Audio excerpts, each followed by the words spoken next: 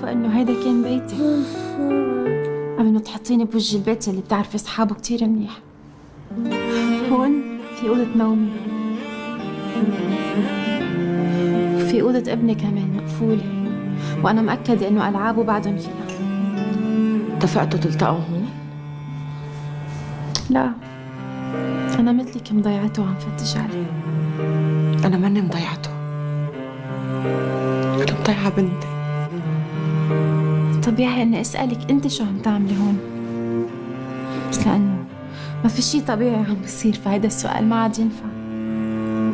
حتى الجواب مش رح ينفعني لأني بعرف كل شي من النهار يلي عطيتي فيه الأمر